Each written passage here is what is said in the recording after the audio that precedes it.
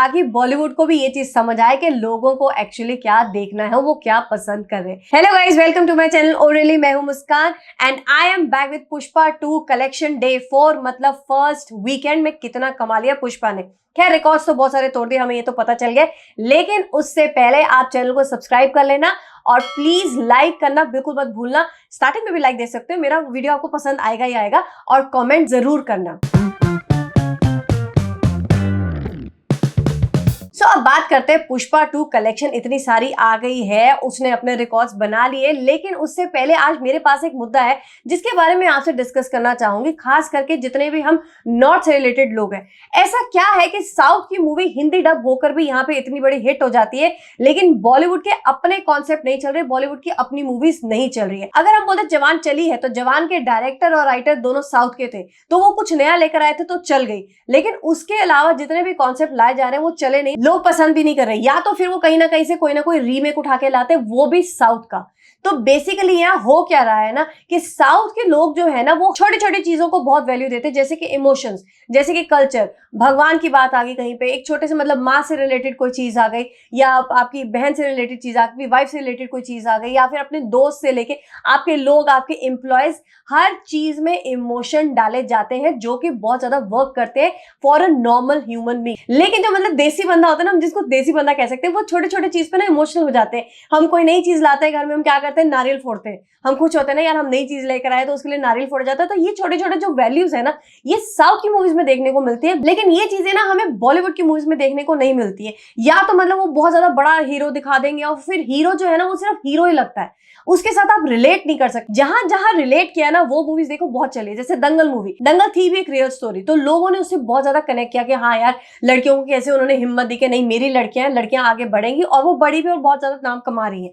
Same way सुल्तान आई थी, सुल्तान में भी मतलब उस बंदे की एक स्टोरी है, उसमें भी छोटी छोटी चीजों को कितना मैटर दिया गया था कि कैसे पहले वो लड़की के पीछे पागल था, लेकिन फिर जब लड़की ने उसको धुतकार दिया तो उसने सोचा कि मैं कुछ बड़ा बन के दिखाऊंगा। और ये नॉर्मली भी होता है, मतलब लड़कों के अगर जैसे ईगो आउट हो जाती है, फिर उसको लगता है यार नहीं है मैं इसको कुछ बन के दिखाऊंगा। सो ये नॉर्मल था ना, तो लोगों ने उससे कनेक्ट किया कि हाँ ऐसा होता है, और फिर वो बना। अब सेम पे आती है हमारी गैंग्स ऑफ वासेपुर। एक क्राइम बेस थी कंप्लीटली, लेकिन वो क्राइम भी ऐसा नहीं था कि बहुत बड़ा ऐसे गन्स के साथ चल रहा था, कुछ चल रहा था, बड़ी बड़ी मतलब गन्स लाई गई थी, नहीं, वो बिल्कुल रूट से उठाया हुआ क्राइम था। ऐसा क्राइम होता है, अगर हम न्यूज में सुने ना, आपको बहुत कुछ सुनने को मिलता है कि चलते फिरते किसी को गोली मार दी, चलते फिरते किसी का गला काट दिया, ये सब होता है, रियलिस्टिक है, तो लोग इससे कनेक्ट करते हैं।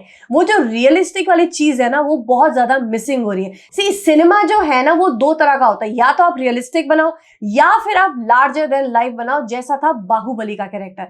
उसको सबने उससे प्यार कर लिया था, वो एक कैरेक्टर से लगता था कि हाँ वो इतना स्ट्रांग है, वो इस तरह की चीजें कर सकता है जो जो उसमें दिखाई गई थी। लेकिन फिर भी ना उसमें एक इमोशन था, क्योंकि वो उसकी माँ नहीं थी तो चाची थी, उसने उसको पाला, तो वो कैसे उसको पूछता था। लेकिन जब एक टाइम आया उसको चूज करना पड़ा सही और गलत के बीच में, तो वो उसके खिलाफ भी गया, और फिर कैसे वो लोगों के बीच में भी उनको प्यार था, तो वो इमोशंस उसमें भी थे। लार्जर देन लाइफ कैरेक्टर था लेकिन इमोशंस थे, तो इमोशंस जो है ना वो बहुत ज्यादा मैटर करते हैं।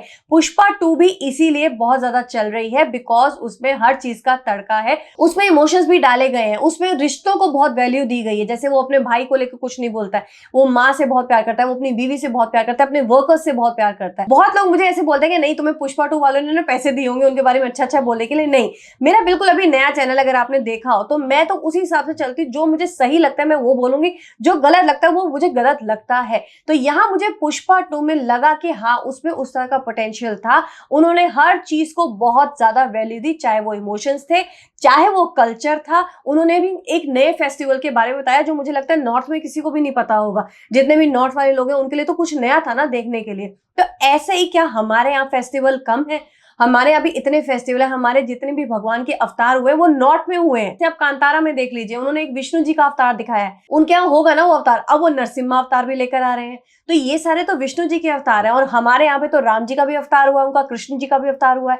तो लेकिन जब हमारे अवतार पे मूवी बनाई जाती है तो उसको आदि पुरुष बना देते हैं।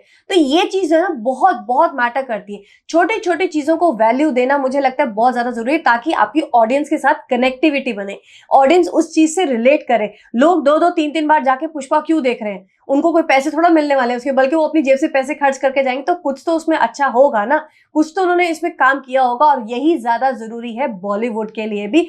अगर उनको अब अच्छा काम करना है ना, तो उनको अपने कल्चर पे, अपनी छोटी छोटी चीजों को वैल्यू देना पड़ेगा, इनको अपने रूट्स में जाना पड़ेगा। सिर्फ आप मतलब यहाँ पे बैठ के, जैसे करण जौहर की मूवीज होती थी ना, बहुत पॉश दिखा दिया, बहुत पैसे वाले बच्चे हैं, बड़े बड़े कॉलेजेस में जा रहे हैं, तो लेकिन नॉर्मल बच्चे नहीं जा सकते ना। नॉर्मल बच्चे तो एवरेज कॉलेज में जाएंगे, और वहां पे जो चीजें होंगी वो जब आप दिखाएंगे ना, तो वो ज्यादा हिट होंगी। अब 3 इडियट्स में क्या था, एक नॉर्मल कॉलेज था ना, जैसे वो नॉर्मल चीजें करते थे, एक दूसरे को छेड़ते थे, और रैगिंग भी होती है, सब कुछ होता है, उन्होंने वो सब चीज उसमें डाली थी। और एक इमोशन एंगल भी डाला था कि जैसे उसको पढ़ने का शौक था, तो वो कैसे भी करके पढ़ लिया। तो वो इसीलिए चली थी। जहां पे भी आप रियलिस्टिक चीजें लाएंगे और उसको लार्जर देन लाइफ दिखाएंगे विद इमोशंस, वो हिट होने वाली है। इनको अपने ना, अपने राइटर्स को बोलना पड़ेगा कि थोड़े एसी ऑफिस से बाहर निकल के ना अपने रूट्स में जाइए, ऐसी ऐसी जगह पे जाइए जहां पे आपको नॉलेज मिले, आपको पता चले कि एक्चुअल लोग कैसे होते हैं, कैसे रहते हैं। आप किसी चाय वाली टपरी पे जाके बैठिए, वहां से आपको कुछ नया सीखने को मिलेगा, आपको वहां के लोग कैसे आपस में रहते हैं ये देखने को मिलेगा। तो मुझे लगता है जितना रियलिस्टिक होने की कोशिश करेंगे ना बॉलीवुड में, उतनी ही मूवी ज्यादा चलेगी। इसीलिए आपने देखा होगा कि जितने भी बड़े बड़े प्रोडक्शन हाउस है ना, वो अब धीरे धीरे ठप होते जा रहे हैं। उनकी मूवीज बिल्कुल नहीं चल रही, उनके बजट तो बहुत ज्यादा होते हैं, लेकिन उनके पास कॉन्सेप्ट नहीं होता है। लेकिन एक ऐसा प्रोडक्शन हाउस है जो इन चीजों पे काम कर रहा है, वो है मैडॉक फिल्म्स। जैसे स्त्री भी क्या है, स्त्री भी एक गांव की स्टोरी है, गांव में ऐसी चीजों को माना जाता है, तो लोग उस चीज को देख के ना, मतलब उनका इंटरेस्ट बनता है कि हाँ यार कैसा होता होगा, जो मतलब शहरों में रहते हैं लोग, उनके लिए कुछ नया है, और गांव वालों को तो पता है कि हाँ ऐसा कुछ ना कुछ तो होता है, इसीलिए एंजॉय करते हैं। ऐसी मूवीज वो लेकर आ रहे हैं। अब वो लार्जर देन लाइफ में किसको ला रहे हैं, छावा मूवी आ रही है, वो भी बहुत अच्छी होगी, आई एम प्रीटी श्योर, क्योंकि मतलब उन्होंने कॉन्सेप्ट ही ऐसा उठाया। एंड सेम वे वो परशुराम जी के अवतार पे मूवी बना रहे हैं, और वो इमोशंस पे काम कर रहे हैं, इसीलिए उनकी मूवीज लोग पसंद कर रहे हैं। और स्त्री 2 इतने छोटे बजट में बनी थी, और हमें पता है उसने कितनी ज्यादा कमाई की है, मतलब हर एक को पीछे छोड़ दिया कमाई के मामले में। 1200% मतलब उसका ज्यादा था अपना प्रॉफिट, इमेजिन उसकी मेकिंग से। तो कितना ज्यादा लोगों ने पसंद किया उस मूवी को। तो मैं अपनी नॉर्थ के ऑडियंस से बोलूंगी, जब हमारे पास ऐसे कॉन्सेप्ट आते हैं ना, तो हमें उनको ज्यादा से ज्यादा प्रमोट करना चाहिए, ताकि बॉलीवुड को भी ये चीज समझ आए कि लोगों को एक्चुअली क्या देखना है, वो क्या पसंद कर रहे हैं। चलिए ये सारी बात तो हो गई। अब फाइनली बात करते हैं पुष्पा 2 की वीकेंड कलेक्शन की, कि इसने कितने कितने वंडर्स कर लिए, कितने सारे रिकॉर्ड बना लिए हैं।